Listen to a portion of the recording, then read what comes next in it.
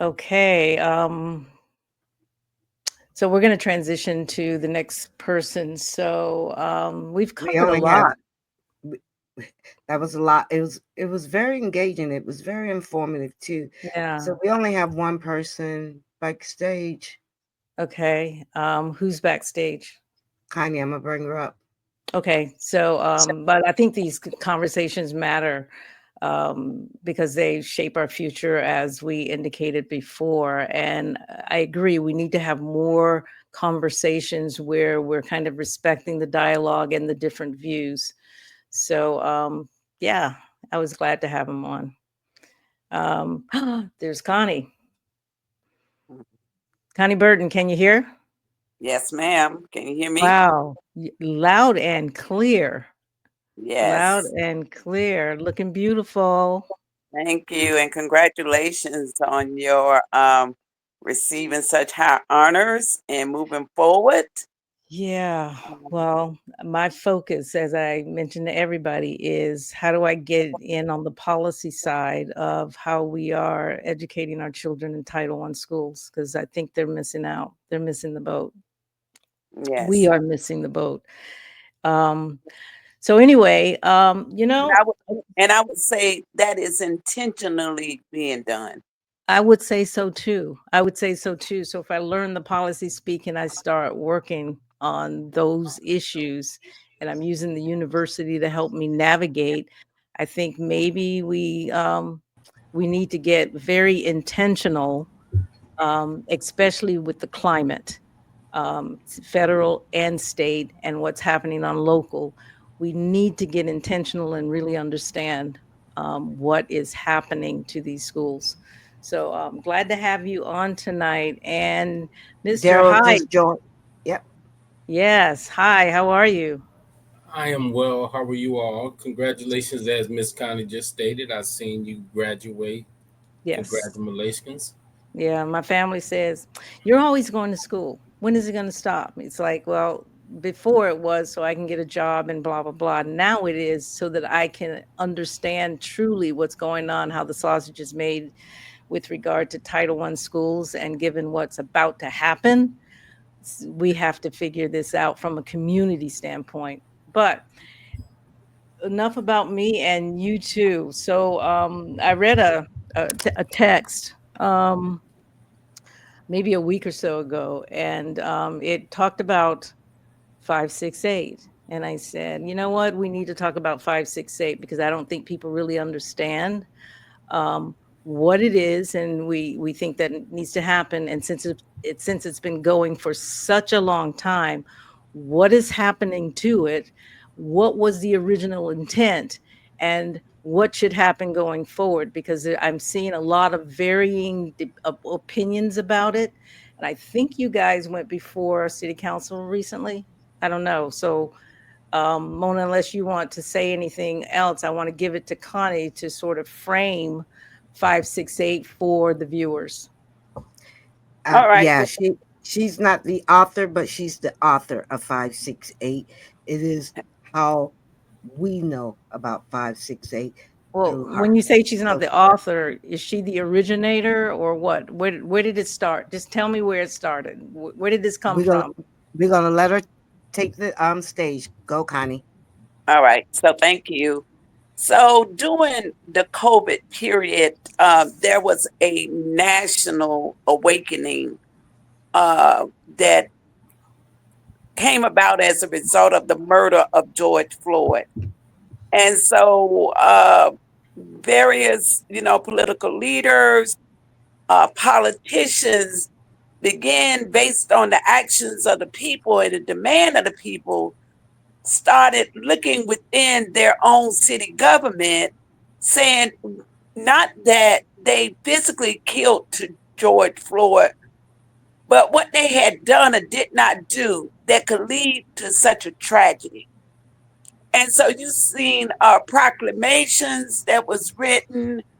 Um, People started talking about reparation. People started really identifying harm and hurt that African enslaved people had encountered. And as a result of that, our councilman brought up this resolution 568. I remember it very clear. We was meeting at the convention center at the time because it was during COVID, Mm-hmm. and he read the resolution, and it was all voted on by the city council members saying that they recognize the community didn't write it. Mm-hmm. People that were being harmed didn't write it, but the council all voted unanimously that they recognize that Black people, African Americans living in the city of Tampa, had endured a legacy of harm since slavery. Since slavery, bringing us up through the Jim Crow, bringing us up through the segregation period, and it's even said, the past and the present harm need to be dealt with. And they looked at it as by giving a mere apology to the harm that was done. So that was in 2020. And I remember, just speaking out saying, hey, well, what we going to do beyond an apology? So like I said, during COVID, things went from that to that, and then it resurfaced. I happened to be just going through some of my material at home, and I decided that I would take it back to the council and said, hey, you wrote this resolution in 2020. Where do we go from here? At the point that I was reading the resolution, I was also sharing it with members of the community.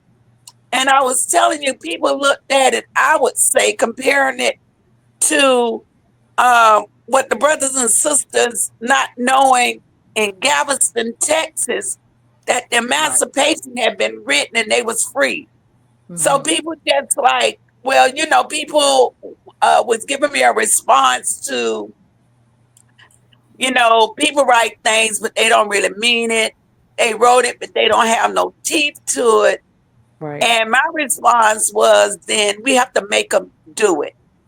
And lo and behold, I ran into Brother Daryl, and I shared with him that I had been sharing this document. And I said, brother, I want you to read it because maybe I'm not understanding it the way I think it's leading me to make these demands. But if you read it, please share with me what your thoughts, and I would respect your opinion. And that brother, I gave it to him like on a Friday. He immediately called me, I believe it was Saturday or Sunday morning, saying, sister, where did you get this document? And once he read it and we had long dialogue, he was on board and saying, let's make something happen. And so the something that happened was trying to formulate a community response, a community interest. And like I said, we couldn't get it. We was able to go to city council with maybe 4 or 5 people consistently. We got the council members to agree that it was something that had been filed. It had been signed by the clerk. It had been, documented that is what they said. And then it became our duty, me, Daryl, and 2 other sisters, to make sure that this information got into the hands of the community.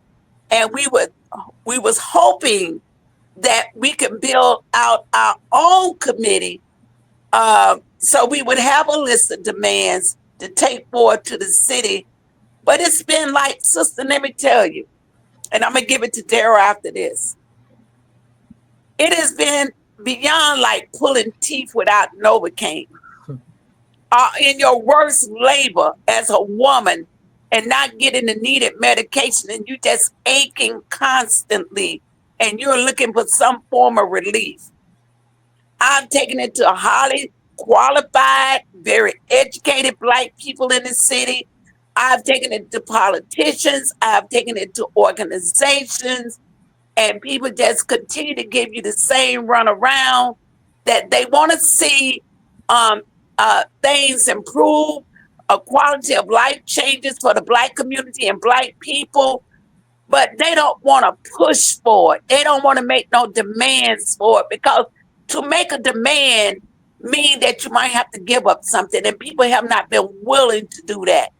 So I've been very grateful that there has been some eyes and ears opening with the resolution 568.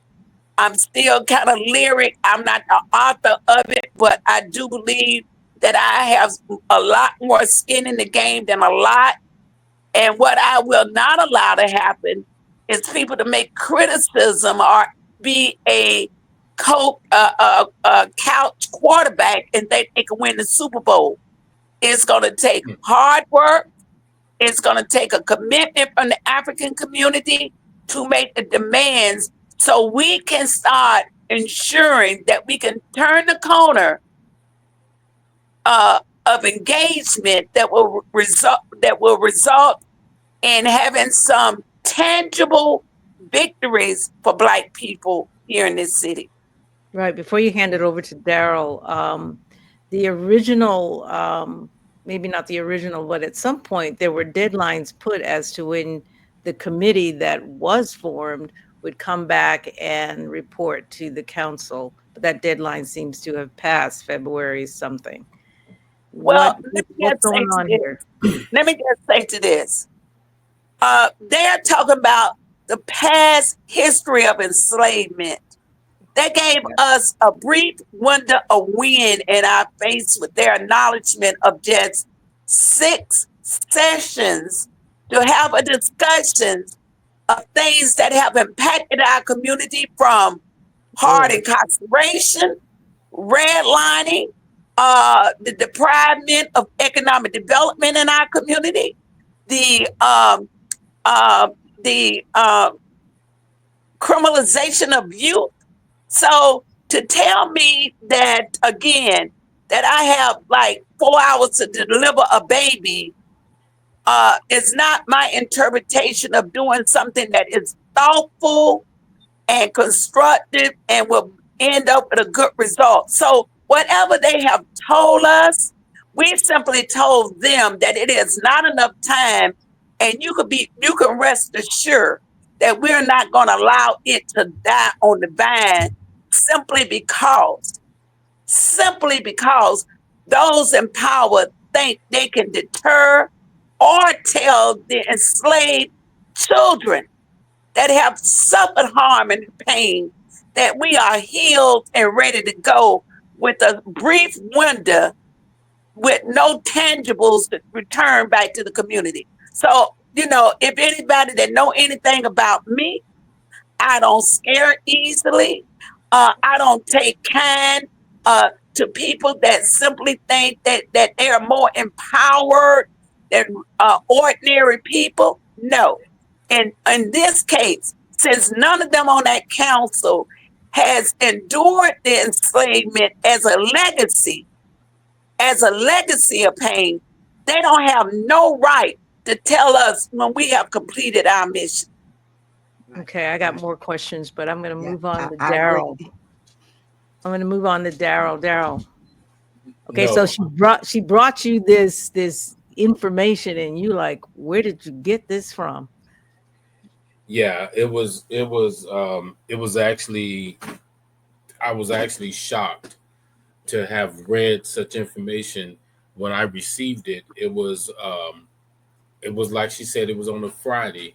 However, I remember she sent it to me on a Friday. But however, I remember reading it. It was 4 o'clock on a Sunday at 4 o'clock because I was watching the Kansas City football game. And I remember reading it on the computer, watching the game. And about 11:30, close to midnight, I got ready to go to bed. And I was like, hold on. I know I didn't just read what I thought I read. Mm-hmm. So I turned the shower off, walked back in my office, logged back on the computer, and I was floored. I was like, there's no way that a local government or any governmental body at all would write such a document, sign off on it, apologize on it, and then offer up solutions on how they would like to remedy a wrong that they did. And then what the most important piece on that document that I thought was is when they recognize that they did covert and overt things to make sure that they hurt, harm, endangered African Americans in the city of Tampa, which meant you knew that you knew that you knew that you knew that you knew that you knew you was doing some things and you admitted to it. And so I read it, and immediately I do business consultation and corporate training. So immediately when I read it, I went right to work. I went right to work on how, if I was looking at this thing from a business model, what type of solutions and remedies would I come up with? So I immediately put together, I think it was a 20 something page document. And I went to city council on that Thursday. And first time I ever went to city council, first time I ever had any inclination on what happens at city, had no clue. I just knew that they had a venue and a forum to speak to. So I went down there, and the first thing I did was I clapped because I thought that, you know what, this is pretty good. Thank you. You wrote this document. Now the only thing that I stated, the only thing that I'm here to do now is to get the check that you wrote. I'm just coming to get the check. And since you haven't figured out how to write the check, that's when I handed them the report that I did. I said, here is how you can remedy this. Here are some solutions on how you can remedy it. And from that point forward, for over a year and plus a year, been going down there every week, bringing forth this conversation about the resolution. And it's interesting, Ms. Jeanette, as you stated, you've seen some different footage on it, or different people are writing about it on social media. They got different contexts, they got different opinions. Right. The different news outlets have different opinions and things like that. But to what Ms. Connie was stating, I find it to be also shocking that Yeah. this woman has been in this community forever and has been ringing the alarm since the day this document came to pass. And you mean to tell me now everybody got something to say? Now everybody have words. Now everybody is 5, 6, 8 qualified. But the reality of it is none of them decided to step up in the midst of the fire. What they really are missing and what they really are showing up to, they're not really showing up to 568 because most of them haven't even read it.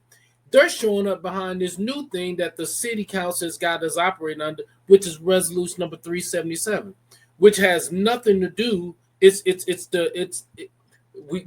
Connie mentioned the proclamation. We got the proclamation that Lincoln did, and then we got what Johnson did when he came back and pulled everything off the table. That's what we've been meeting up under. We've been meeting up under Johnson's edict. And with that being said, that's what people don't realize. That's why we are at this impasse, because we have been saying, Miss Connie and I have been saying since we walked in the door, we're going to talk about 568. 568 is where it's at. You keep it right there and stop trying to change it up and put it on the do this bait and switch, this overt thing that you know you're doing. Daryl, hold your thought. And this community is Down. why we're in the situation we're in right now. Because I can remember, like, I remember when Connie gave it to me too. Because remember when you first gave it out, it's like, heck, you can't even read this. It was so small. So she went and got it bigger and everything. And nobody, all I know is for about a year and a half, she was talking about 568. It was her, another young lady that be down there with her, and sometime Valerie. And she really wanted to get off the ground, and she got t-shirts. And she says, sister, I'm gonna need everybody to come down with t-shirts. And I went that day because I was working on Thursdays. I took that Thursday off and went down there. But I'm saying that to say this. When Vieira wanted to change the title, I had a problem. I remember saying it. I had a problem. And he kept saying, it's the same thing. But if it's the same thing, even a freaking idiot, you're a doctor now, you're whatever you are. Come on. If it's the same thing, then why change it? Leave it at 568 if it's the same Right. thing. It is Right. I'm not going to say everybody, but I would say that the majority of the people they put on that board just simply agreed with the white man. Just makes me, it's like, where have these people did anything to help you out? Because if it's the same thing, then why go through the problem in changing it? Finish, Daryl. You got a very good point. When the committee was put together, I told Miss Connie when we walked in the committee, I had already told her, I say, listen, I'm call I want to call everybody out and find out where were you at when Miss Connie was asking you years ago before we got here, because there are individuals that's in this committee that I know without a doubt that they have come across her path. And I know if they came across her path, she told them about that document. So I had to question your reason for being here. I'm Right. always the guy that's curious about the banana in the tailpipe and your motive. Why are you here? Because Yes. you have not. I mean, I talk about it all the time. Miss Connie does well. We I look at my 3 minutes that I paid that I go down there and the time that it takes me to sit there, and then when I walk out there I got a parking ticket. I got money in the game, in so many words, because I got a Right. parking ticket because I done spent my time. All of that is time and effort and things that you don't get back. So I was very perturbed when I walked in that room and I saw all these other people in there saying that they're interested. I started asking, what's your hidden agenda? Right. Because you hadn't been here all this time and now you're Right. here. What's your hidden agenda? Even now in this political climate that's unfortunate that's taking place, I That's keep asking the question. I agree that you're making it, that you're bringing it forefront, but don't use that as your cry to get elected. Don't use this as your cry to get elected and to persuade the people based upon emotions behind something behind the work. Because long after you lose or you win this election, and long before that even came to pass, we were down there walking and talking. Sure. I want to say this, Jeanette and Mona. When you was just they had your your guest on prior to me coming on, mm-hmm. I think about constantly all of the money that has been spent on these social programs, and we find ourselves now pretty much in the same position, but now with bigger problems because now the attack is coming from the federal level again. Right. So we had monies coming into the community, but it did not take care of the root cause of the problem. Correct. It has always been a pacifier to give to individuals, to give to organizations, because the people that can best administer um, the remedy to some of these problems and issues is not even invited to speak. So that has been my motivation for the last 30 years of going to city government or wherever I go. Mm-hmm. It is to be known that I'm here representing interests of Mm-hmm. public housing. It Mm-hmm. is, I am here to represent the interests of poor and working class people because that's who I am. And I simply refuse to allow those that look like me and they gather up all of the dollars and all of the resources and have a chagrin moment with them when I know that they are part of the problem too. So just like the thought was to tear down public housing and build this mixed market rate Section 8 Right. enterprise over there, it did not solve the problems of our community. What it did do, it began to catcall for further gentrification without an economic arm for the Mm-hmm. Black community. And so all of these folks, and I'm never jealous of those that aspire to the highest level of their educational interests or jobs. I ain't jealous about that. What upsets me is that many have not used their intellectual abilities for the benefit of the majority. And so we see our community now suffering intensely because now the resources is drying up, but the needs are still there. You know, when you say that, I think about, 1792, this law called meritorious manumission, which was put on, which was put on during the slave era, whereas they would reward a slave when he tried to, if he snitched on the other slave when he was trying to escape. And we take that and put that in 2025 version. That's as synonymous as what's taking place. I'm Yeah, not but we call them gatekeepers. exactly, and that's essentially what we got again going on today. Right. But we I give agree them with some that. but we also give them some kind of respectability. Because if they're leading some, say, nonprofit, if they're a member of a church, if they're a bishop or some type of, seen to garnish some type of favor from the establishment, we don't make the open criticism of those individuals. So folks will know, don't send them over here because we recognize that they're not working in the interests of our community. Yeah. Right. Yeah. We And kind of I like just hold it to our chest. We know it's wrong. We know they're not doing anything for the majority of our people, but we don't want to say nothing. And I'm just cut from a different tree. I'm going to say something. I'm going to keep on saying it. That's why when they changed, they attempted to move 5, 6, 8 to 3, 4, 4. It's been a disruptive meeting. Every meeting we go to, I make sure I disrupt it. Because I can't see Tampa as a beloved city on the hill when Black people are still catching hell. When Black young people would rather choose suicide because they don't see opportunity. When developers are getting interest-free loans and sometimes property to build, they're not building for the magnitude that's going to enhance our culture and our Right. interests. So everything that's being built now in East Tampa has to be a one or two bedroom size. So that means large families need not apply. So that's Very detrimental true. to us.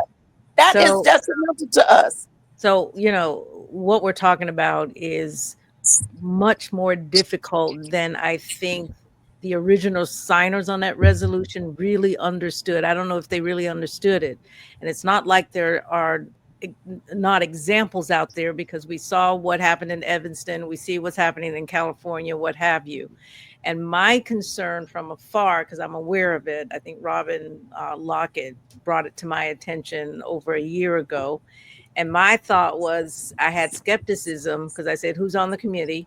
And then I said, I'm not sure they really will understand the magnitude of what this question asks. Now, the dominant race understands it, and they're going to do everything within their power to not, I think, allow this committee to be successful. So I think we're having one of those Ida B. Wells, Harriet Tubman, Sojourner Truth moments where you're going to have to push through, because it will not be popular. It will be scary.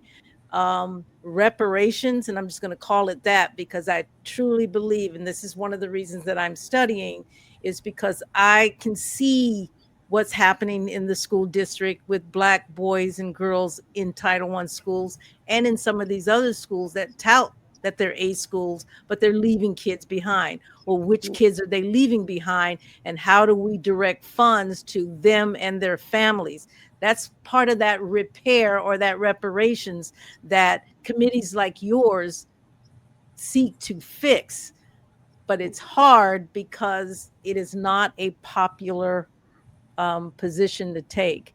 I'm not saying you don't do it, because I just mentioned the 3 names that I said push through in spite of, but this is what we're talking about, especially for such a time as this, as you mentioned, Daryl. well, Climate is those two will definitely fight. But when you have how many totals on the committee?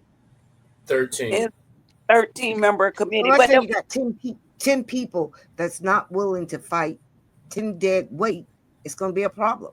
And it was it set don't Someone, matter. up that way. You know why it don't matter? If those 10 people are there to sabotage, and I'm not saying that they are, we made sure that we put into every meeting an opportunity for public input. So that means that the community has a right and a responsibility to come to that meeting to speak before and after. If you sit through it to listen, you speak to what you think it should look like, and you stay afterwards to give a critique if it didn't meet your merits. That has been part of the issues too, is that the community, and I understand it because we've heard so many promises before, people just wore down. They don't know which way to go. But then there are those of us who are stewards and determined leaders that we are not going to allow it to die on the vine. But every Thursday, I go to that city council. Not that I realize that, the agenda is already set, but I got a responsibility to go and give some input. I yeah. got a responsibility to come back and get on this thing called Facebook and peck one key at a time to tell people the harm that I think that group of leadership, if they work to the good of the community or to the detriment of the community, that is my responsibility. And I like it that you identified those very spirited pioneer women who did not die, is not recognized because they had a lot of material fortune, but they was rich in the spirit of who they were Absolutely. and what their mission is about. So that's how I attempt to govern myself, that it ain't in it, you can't be in it for you. You got to be in it for the group. You got to see how this is going to lift our community and help our people. And hopefully this will start turning the wheel and make those that constantly bad for themselves have a sense of shame. I tell you what, they can't come in the broad daylight when I on a Thursday morning and do the begging. They might have to make some private secret phone calls, but publicly they can't do it unless it's benefiting all of us. Yeah, but the committee, and I haven't been in on any of the meetings, so I take you at your word that it's one of disruption constantly, so that you can get them to get serious about what this is. But whenever we hear about studying transportation in this city, we send a delegation out to various cities to see what they are doing, and then they come back with these ideas, what have you. Um, is the committee going out to these places that have already begun studying the needs within their own cities? And So given that timeline you had, I understand it probably wasn't meant for that, but the committee needs to understand what they're up against, and start making some demands about what is needed so that you can have the resources you need to get this done properly. So I'm glad you said that, because I did. I knew about Evanston. I knew about San Francisco. Me and Miss Connie talked about those different places and how they were able to remedy some of these situations. And so I've sent city council on several occasions different documentation and different reports for them to take action on, a thought out, collegiate, scholarly, corporate written documentation to show them various ways to remedy. The fundamental problem that I see with the committee, and I mentioned this at our very first session as well, is the fact that the consultant who they brought in, he may be great as a consultant in the world that he lives in and the things he do in the corporate veil, but what he didn't do when he came up into this situation, he listened to only one customer, and that was the city. And then when he listened to what the city said they wanted, he then put his process, his methodology on how he was going to consult through this process, but he only listened to them. As a consultant, I listen to my customer and I listen to the person who I'm trying to remedy the situation for. You listen to both parties. You got two parties that you're listening to, and then you go back and you develop your methodology on how you're going to do this thing. He showed up immediately saying we're doing a gap analysis. I thought that was the worst thing you could ever do. Show up at this type, approach this situation with a gap analysis, because there's no reason to do a gap analysis because all of the wrongs, you already know what they are. So there is no need to keep having us coming in there for 3 hours every week. Every month, talking about gaps. They're there. That data is already. It's almost reminds me of the CRA. We pay all this money and nobody benefit but the consultant. Yes. I don't want no more data. I don't want any more data because we already know the answer. We started off so wrong in a lot of different ways, but at least we got to start off. And I would have to say, to the credit of Yvette Lewis at the NAACP, catching Louis Vieira, because we wasn't able to move the needle with our own District 5 representative at the time. She was opposed to it. She was simply opposed to it. I don't know if it was this mentality, I'm here and I'm in charge, but that's documented facts, okay? And so to Yvette's credit, and Louis Vieira, give him credit as well right now, that the push to say, yes, form a committee. But see, this is the way we know that, white people operate. They would give, and especially on council, because we've had one representative as long as I've lived. There's one Black person that's supposed to represent the majority. I don't even recall even Orlando Goose coming out and doing town hall meetings consistently.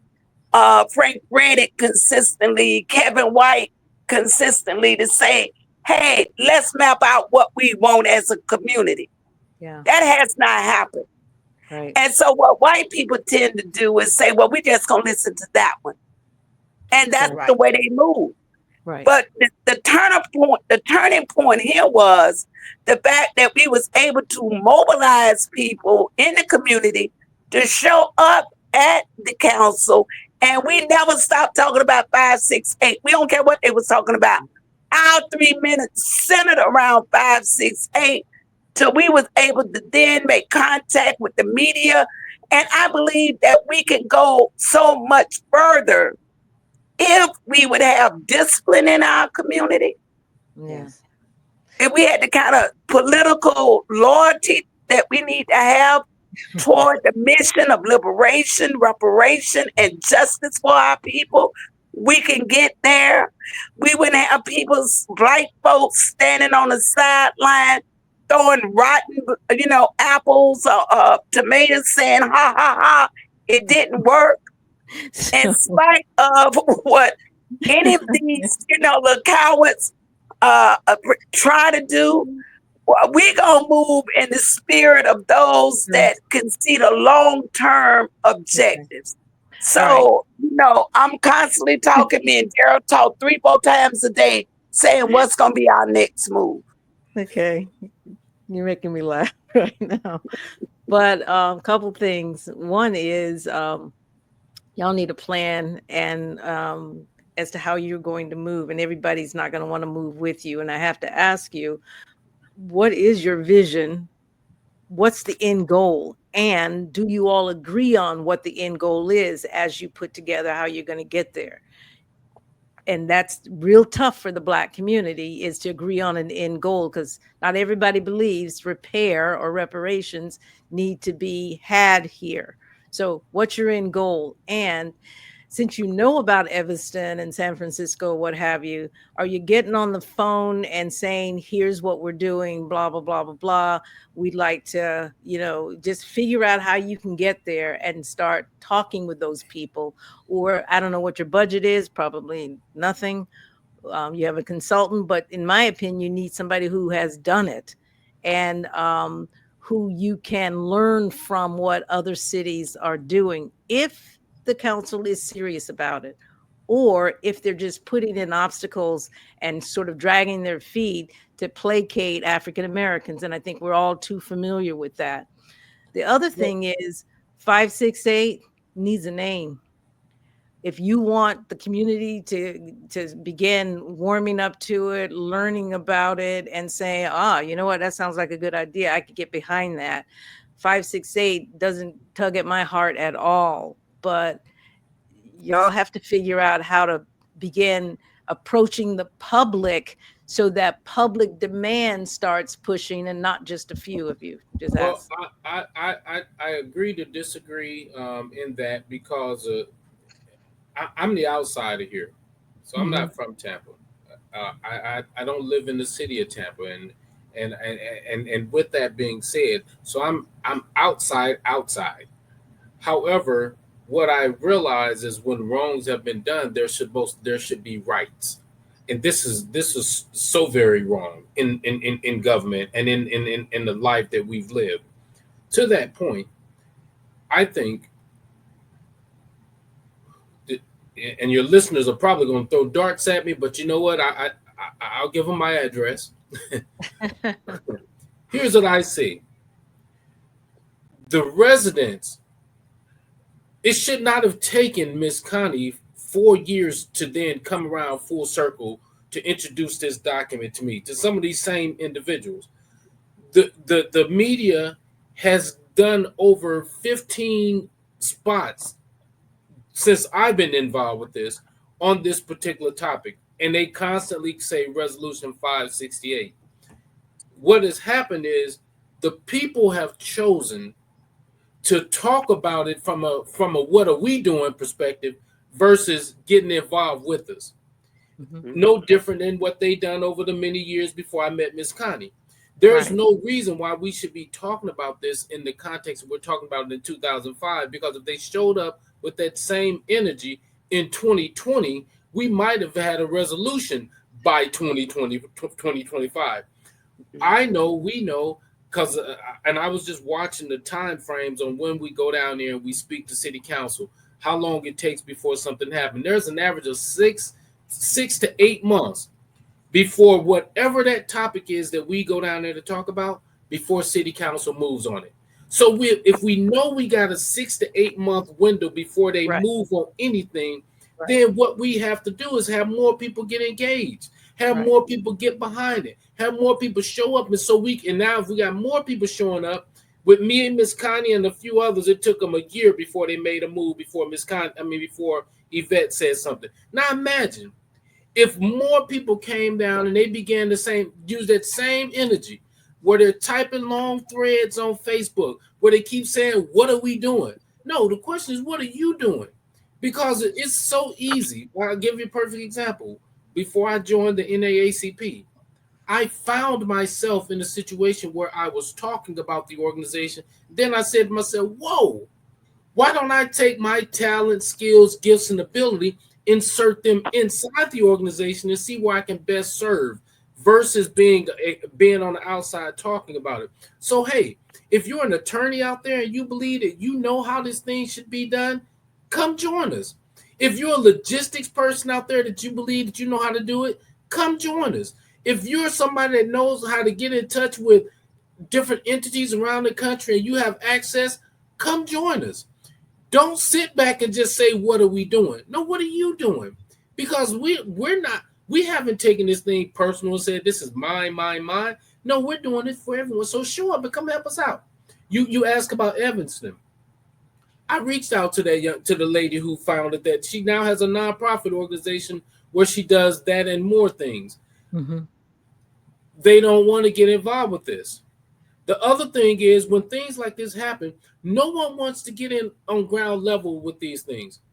I sent a legal brief off to several major law firms, and one law firm responded back to me and said, "You do have a legal precedent, but guess what? No attorney is going to take it up because it's too Right. deep a pockets to fight. And unless they have Correct. enough money in their own law firm, they're not going to take this thing up and fight." I contacted Ben Crump's office. I contacted what's my guy Roland Martin. I've contacted every whoever I can reach, or I'm gonna let them know because this is how important it is. And you get nothing back from them. What You don't get anything back from the local. I've sent the reports that I sent to city council for them to look at. I've sent it to prominent people here in the city. No responses. No one's come back and said, "Hey, you know what?" I'm telling you, this one is that tough. It is not an easy one. That's why you don't get politicians or anybody to back it. You are talking grassroots. When I said Ida B. Wells, Sojourner Truth, Harriet Tubman, they did not need this whole, they just took it upon themselves and they worked with their people to make that happen. You Well, need a ground swelling of us see, people. Miss Jeanette, not to cut you off. Here's what you got. That's all right. Here's what you got. We got so many black folk who have pulled their cars up in the garage, and they're not coming back out.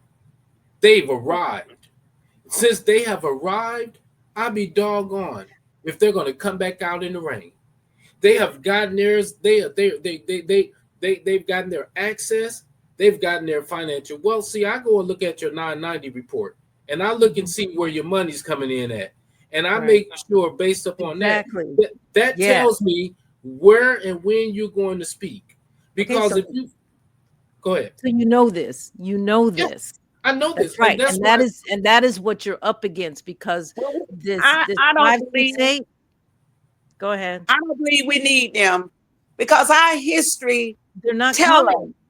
us just by the people that you identified, they didn't die based on their wealth. They died, their historical document is going to be based off their commitment to the people. But I know that history repeats itself in a lot of ways. The fact that all of us know, don't care how much, if you six figure or $2 in the bank, we need a Black Wall Street. We all know that. We know that we're losing our children. And if we did not know, this administration has shown us that they don't give a doggone about the education of Black children. Right. If you didn't know, and if you don't have money to buy now a house in East Tampa that's costing well over $500,000, you're going to learn today. So I'm not worried, me personally, I'm not worried about trying to find them. They're going to find us because it's knocking at their door. Some of those that thought they had these cushion jobs, the report just came out and showed that well over 300,000 Black women That's right. have lost jobs. Their jobs, yeah. Okay. So you know what? They're going to find a way to come back home. They're going to find a way to come back home. They're going to have to it's going to be, I think Derek Johnson and them at the NAACP keep saying, we all in. This year's slogan was the fierce urgency of now. Right. Because you know what? The rope is tightening. So I'm going to continue to do the work. I don't know who the people in Rosewood consulted, or Tulsa, or Greenwood, where we had these beautiful towns and cities that we understood our economic power. I don't know who gave them the manual of it, the manual before they built it, but they built it. I'm convinced we are going to get back into this place because one thing white people is showing us now, white leadership is showing us right now, the white world is showing us now, they are all about them. And if you want to pretend and be a little rag doll in their little showcase and think they need your opinion about their white world, you're going to be sadly mistaken. So while we have the time, we still have time to build up our own economic means. I believe in the Garvey movement. The nickels, dimes, and quarters that we have can move mountains, because if we just took our resources away from some of these corner store vendors, they would be crying because ain't nobody doing business with them but Black folks. Right. We're going to get back to where we need to be because the oppression and the glaring whiteness is so real We ain't got no other choice but to build for ourselves. It's true. We have no other choice. Daryl, you were to say something else?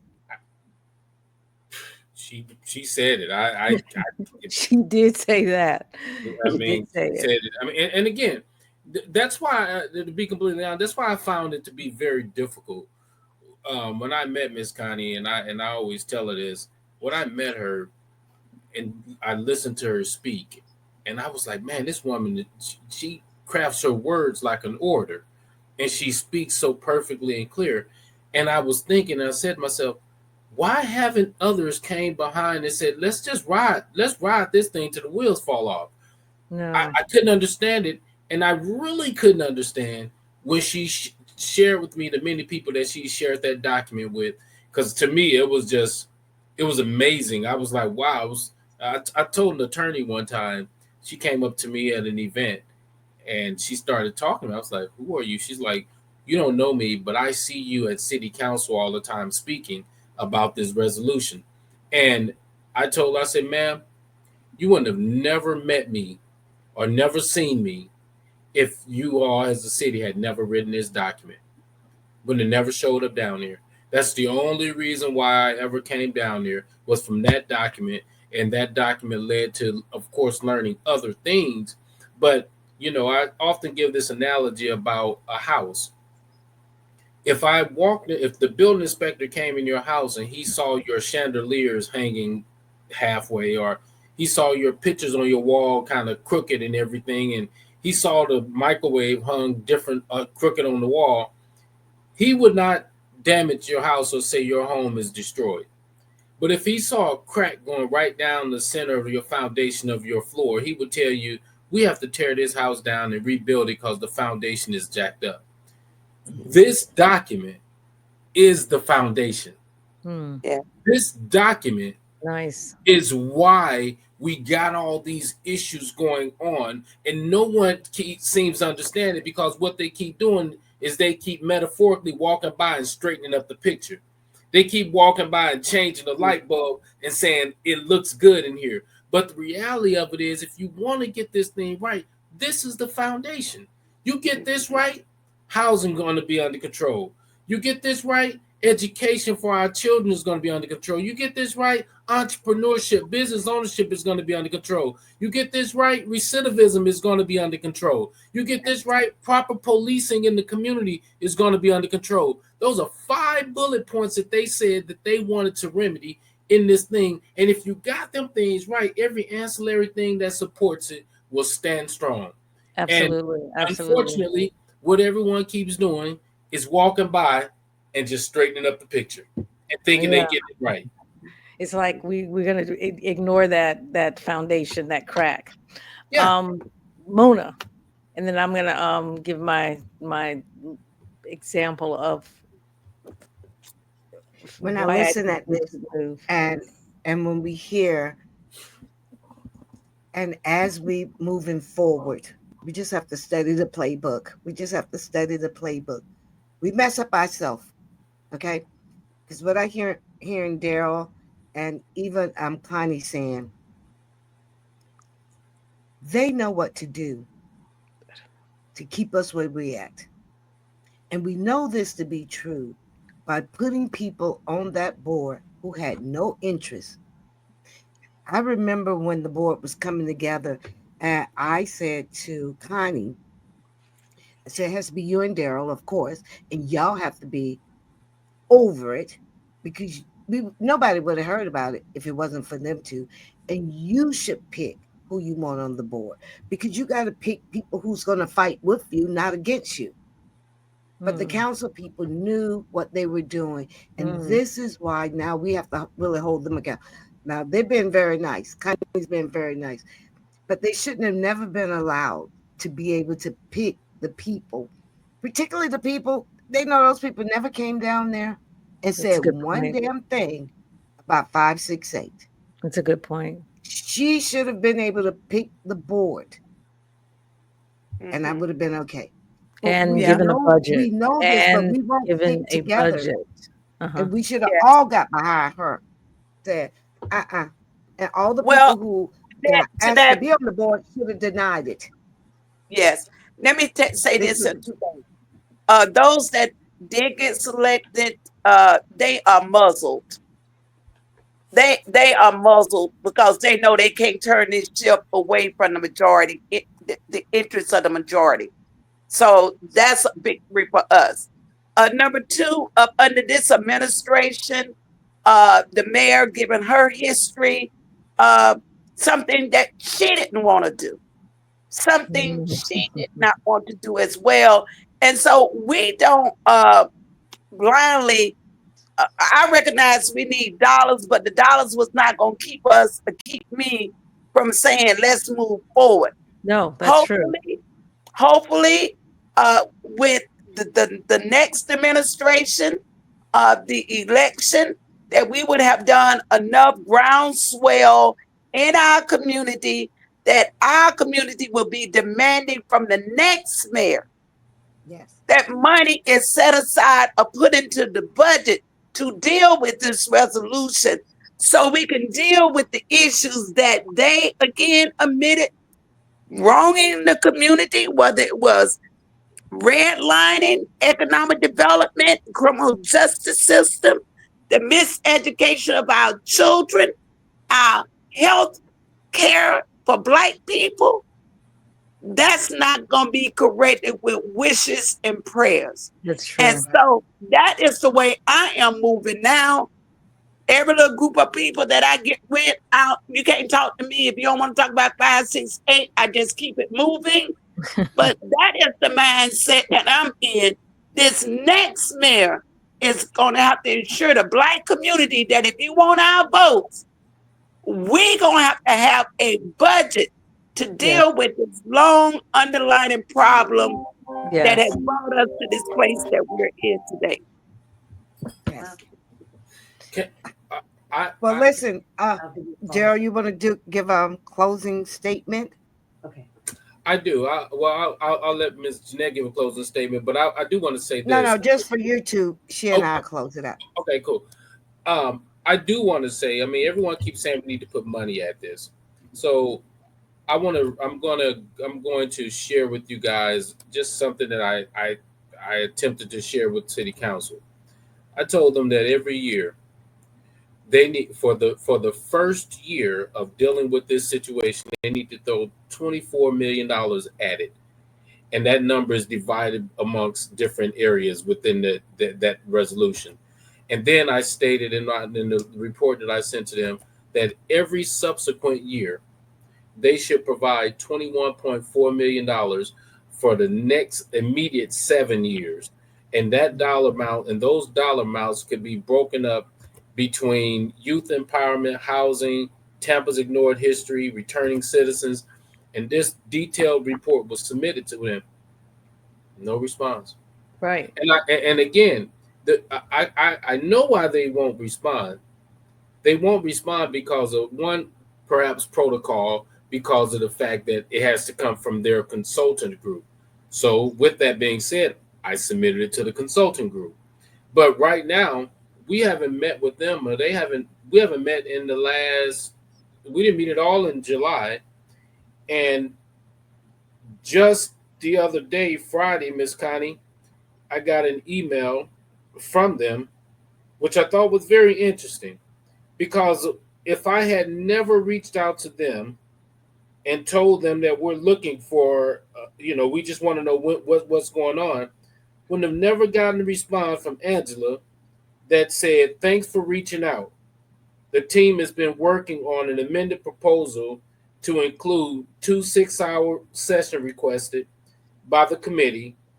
But my point, I'm not going to read the entire email. My point is, if I had never sent you an email, when were you going to tell us you're working on this thing? Yeah, all the indicators seem to be there to me on the priority of this effort. But Connie, go ahead and Let me. glad to. Facebook sent a question in that I want Connie to answer. Mm-hmm. Okay, well, what's the question? Go. Michael Randolph. We have to keep our only reparation and stop waiting for them to give it to us. We ain't waiting for them to give it to us. Well, you didn't even have to waste your time reading that to me because we pay. There's no money trees. We are taxpayers like everybody else is a taxpayer. And when somebody tell me in a document that they took our labor and our talent and use it as a tool against us developing or having the economic means that we was guaranteed based off our labor, then I'm like Dr. King, I come for the check. I'm coming for the check that's due us.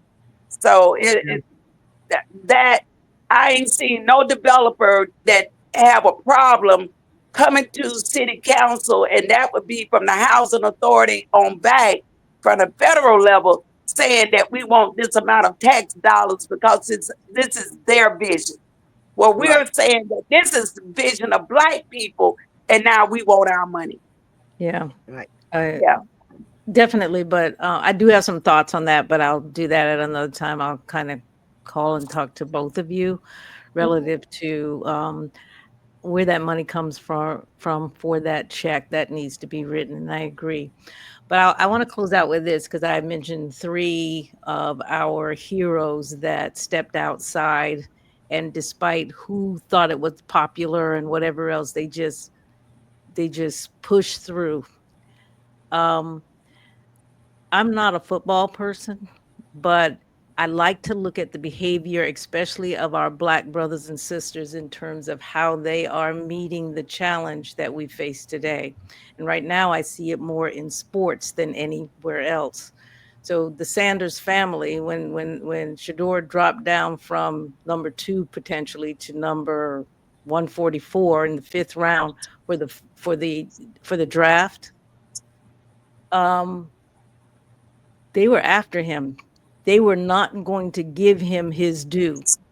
His daddy knew that. He knew that. And all of us who might have been watching knew that. And it seemed impossible because he ended up number four on the Cleveland Browns. But he stayed steady, and no matter what that noise was coming, because I was reading what black and whites were saying relative to whether or not he had the chops, but he kept saying in interviews that he knew he had the chops, and that foundation that you talk about, that crack, he knew he didn't have a crack in his foundation. He understood where he came from and who he was, and that he was owed that QB1 position. And so we have watched him over the last, I don't know, since the draft. We have watched that young man take it all the way through where he is now. I won't say he's QB1, but they would be crazy if he doesn't make it. But the point is, he was doing what most of us would have given up on, and what was not popular because they didn't like his attitude, or what he didn't care about that. He didn't even care about what we thought. He understood the foundation that he was building on. That's what I'm going to say to you. That's what I would say to the committee, that they don't want to give you what it is that you're asking for. They do not want to give you what you're asking for. Of course not. We're gonna have to make them. They didn't even And want that and you do that to. in your Yes, performance and but what we have you to are do it planning to standing do. behind her as a Right. community. But that's the other piece of it. We are not standing behind you. Right. And we as a community need to get clear, especially for the times that we are in, because more and more will be taken away. And one of the reasons I do the studies that I'm doing is because I know that they're going to try to claim to level the playing field, which is going to drop all of our children right out, and they are going to end up in those fields that they are preparing for whoever's going to pick that fruit. We Mm, can't have that. So right. you are going to have to build that foundation, and we are part of that foundation. So talks like this have to go forward. We have to talk to the community.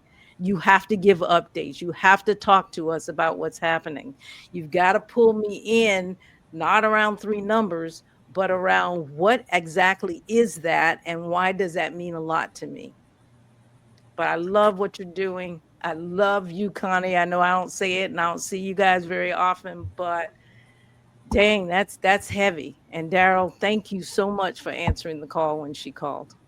Not a problem. Hey, Well, listen, thank you. thank you. And we're gonna continue to push forward because I do believe, I know, we're all in the same boat. We might be in different positions on the boat, but nonetheless, the boat has been at the dock for us. And so I'm ready to ride it to victory. And so I thank Sister Mona, my dear friend, and you, Jeanette, as well, for having, us on the show.